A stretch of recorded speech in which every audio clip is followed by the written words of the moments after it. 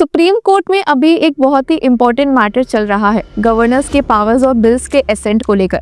अब ये इशू सिर्फ एक स्टेट का नहीं है बल्कि पूरे देश की federal politics and constitutional functioning के बीच का एक टेंशन पॉइंट बन गया है। और इसी इशू पर प्रेसिडेंशियल रेफरेंस के हियरिंग के दौरान solicitor general of India Tushar Mehta ने सुप्रीम कोर्ट के सामने एक बोल्ड स्टैंड रखा। उन्होंने कहा कि अगर कुछ गवर्नर्स बिल्स पर बैठ जाते हैं, मतलब एसेंट देने या रिजेक्ट करने में अननेसेसरी डिले कर देते हैं, तो इसका सोल्यूशन हमेशा जुडिशरी के पास नहीं होता। इसके लिए पॉलिटिकल सॉल्यूशंस एक्सप्लोर करना चाहिए, ना कि हर बार सुप्रीम कोर्ट के दरवाजे खटखटाने चाहिए। जी हाँ, आपने सही सुना। एसजी मेहता ने बहुत ही क्लियर वर्ड्स में कह दिया कि courts are not the solution for every problem in the country. मतलब सिंपल भाषा में हर कॉन्स्टिट्यूशनल या पॉलिटिकल डिस्प्यूट को कोर्ट के शोल्डर्स पे डाल देना सही नहीं है। ये कहना एक तरह से एक रिमाइंडर था कि इंडिया में जो फेडरल स्ट्रक्चर है उसमें हर एक institution, governor, CM, PM, parliament and judiciary सबके अपने अपने रूल्स है और जुडिशरी को हर जगह इंटरफेयर करना शायद कॉन्स्टिट्यूशन ने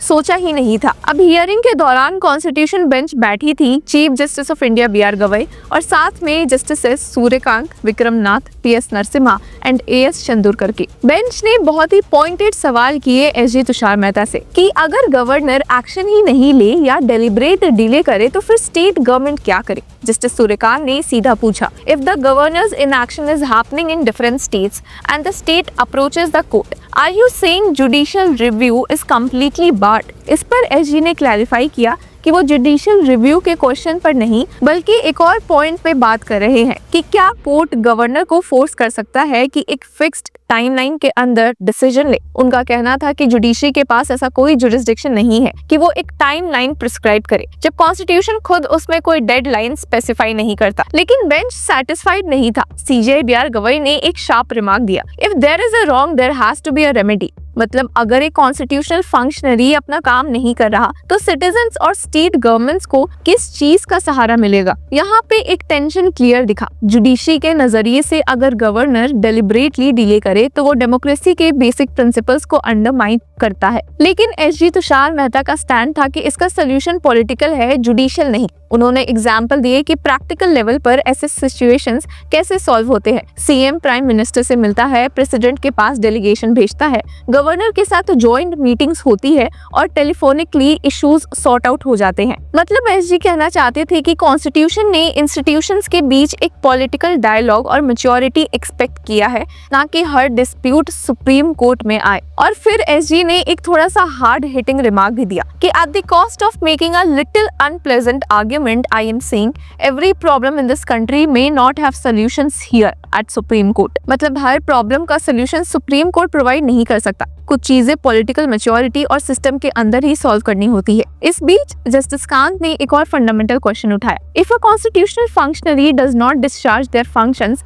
without any reasons, will the hands of this court be tied. तो एसजी ने जवाब दिया कि इंटरप्रिटेशन का पावर जरूर सुप्रीम कोर्ट के पास है, लेकिन इंटरप्रिटेशन और कॉन्स्टिट्यूशन में नए वर्ड्स ऐड करने में फर्क है। कोर्ट अगर टाइमलाइन फिक्स करता है तो वो कॉन्स्टिट्यूशन के अंदर एक नया प्रोविजन इंसर्ट करना होगा और ये काम जुडिशरी का नहीं है बल्कि पार्लियामेंट का है। अब यहाँ पर जस्टिस नरसिम्हा ने भी एक क्रिटिकल पॉइंट रेज किया, you say we can't specify a time limit but there has to be a way the process works out. तो एसजी का जवाब था कि कोर्ट की फ्रस्ट्रेशन जस्टिफाइड है, लेकिन जुरिस्डिक्शन का मैटर अलग हो गया। उन्होंने कहा कि justification can not confer jurisdiction. मतलब चाहे रीजन कितना भी स्ट्रांग हो, कोर्ट के पास वो पावर नहीं आ जाती जो कॉन्स्टिट्यूशन ने उसे दी ही नहीं है। फिर एसजी मेहता ने कॉन्स्टिट्यूशन की ड्राफ्टिंग हिस्ट्री पर एक इंटरेस्टिंग पॉइंट रेज किया। उन्होंने कहा कि कॉन्स्टिट्यूशन में एटलीस्ट 31 जगह एक्सप्लिसिट टाइमलाइंस दिए गए हैं, जैसे प्रेसिडेंट को कुछ मैटर्स डिसाइड करना with in so many months या फिर इलेक्शन कमीशन के रोल्स एक्सेट्रा। मतलब फ्रेमर्स ने सोचा था कि जहां टाइम बाउंड एक्शन जरूरी है वहां स्पेसिफाई कर दिया, लेकिन आर्टिकल्स 200 एंड 201 में गवर्नर के एसेंट पर कोई टाइमलाइन नहीं दी गई। तो ये एक कॉन्शियस ओमिशन है। इसका मतलब फ्रेमर्स ने डेलिब्रेट छोड़ा ताकि गवर्नर के पास डिस्क्रेशन हो। इस बात को स्ट्रेंथन करते हुए एसजी तुषार मेहता ने पुराने सुप्रीम कोर्ट जजमेंट्स का भी रेफरेंस दिया, जिसमें है शमशेर सिंह, नबम रेबिया, बी.के. पवित्र एंड पुरुषोत्तम नंबोरिनी। उन्होंने आर्ग्यू किया कि तमिलनाडु गवर्नर केस में कोर्ट ने जो कहा कि गवर्नर के पास आर्टिकल 200 में डिस्क्रेशन नहीं है, वो गलत था। और लार्जर बेंच के डिसीजंस के अगेंस्ट था। इसी वजह से वो केस एक लार्जर बेंच के पास जाना चाहिए था। उन्होंने और एक प्रोवोकेटिव कंपैरिजन भी दिया कि can parliament tomorrow pass a law saying that the Supreme Court can not write judgments exceeding 600 pages. मतलब जैसे पार्लियामेंट सुप्रीम कोर्ट को डिक्टेट नहीं कर सकता, वैसे ही कोर्ट गवर्नर को डिक्टेट नहीं कर सकता कि वो एक पर्टिकुलर टाइम में ही बिल्स डिसाइड करे। अब इस पूरे डिबेट में एक चीज बहुत क्लियर थी, एसजी बार बार कह रहे थे कि गवर्नर और प्रेसिडेंट का एसेंट देना एसेंशियली एक लेजिस्लेटिव फंक्शन है और इसलिए वो नॉन जस्टिसिएबल है। अगर जुडिशरी उसमें टाइमलाइन प्रिस्क्राइब करेगी तब वो एक कोऑर्डिनेट कॉन्स्टिट्यूशनल फंक्शनरी को डिक्टेट करेगी और ये कॉन्स्टिट्यूशन के अगेंस्ट है। लेकिन बेंच भी इजीली गिव अप करने को रेडी नहीं थी। सीजीआई बीआर गवई ने रिपीटेडली पॉइंट आउट किया कि अगर कोई रॉन्ग हो रहा है तो कोर्ट को हेल्पलेस नहीं बनना चाहिए।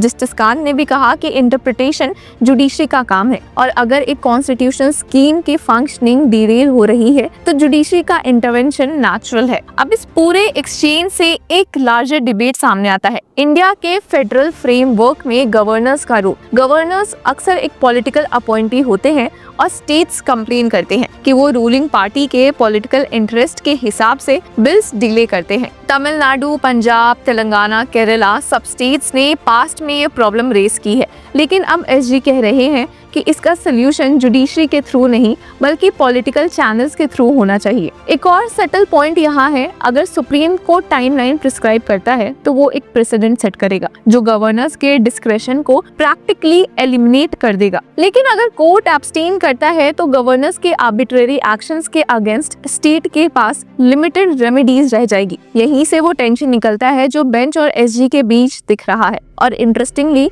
एसजी तुषार मेहता ने पार्लियामेंट की रोल पर भी एम्फेसिस दिया। उनका कहना था कि अगर कोई सिस्टमिक प्रॉब्लम है तो उसका सोल्यूशन पार्लियामेंट से आना चाहिए, जुडिशरी से नहीं। अब कोर्ट मैक्सिमम रिकमेंड कर सकता है कि पार्लियामेंट कंसिडर करे, लेकिन डायरेक्ट करना एक कॉन्स्टिट्यूशनल ओवररीच होगा। अब इस पूरे मैटर में एक फिलोसॉफिकल डिबेट भी छिपी है कि क्या सुप्रीम कोर्ट एक अल्टीमेट प्रॉब्लम सॉल्वर है या एक लिमिटेड रोल प्ले करने वाला ऑर्गन जो सिर्फ कॉन्स्टिट्यूशनल इंटरप्रिटेशन करता है। एसजी का स्टैंड था कि इंडिया में कॉन्स्टिट्यूशनल सुप्रीमेसी है, मतलब कोई भी ऑर्गन सुप्रीम नहीं है, सब इक्वल और कोऑर्डिनेट है। लेकिन प्रैक्टिकली देखा जाए तो लोग सुप्रीम कोर्ट को एक अल्टीमेट गार्जियन ऑफ राइट्स के रूप में देखते हैं। ये केस एक तरह से एक टेस्ट है कि जुडिशरी अपना बाउंड्री कहां तक खींचती है। अगर कोर्ट स्ट्रिक्ट रहे और बोले कि टाइमलाइन फिक्स नहीं कर सकते तो स्टेट्स को पॉलिटिकल सॉल्यूशंस ही एक्सप्लोर करने पड़ेंगे। लेकिन अगर कोर्ट इंटरवेन करे और टाइमलाइन प्रिस्क्राइब कर दे तो वो एक नया प्रेसिडेंट होगा जो इंडिया के फेडरल बैलेंस को रीडिफाइन कर देगा। आगे आने वाले दिनों में ये मैटर डिसाइड करेगा कि स्टेट्स और सेंटर के बीच का कॉन्स्टिट्यूशनल बैलेंस किस तरफ झुकता है, पॉलिटिकल नेगोशिएशंस की तरफ या जुडिशियल इंटरवेंशन की तरफ। तो व्यूअर्स, आपकी क्या राय है हमें कमेंट सेक्शन में जरूर बताएं और तब तक के लिए कीप फॉलोइंग लॉ चक्र।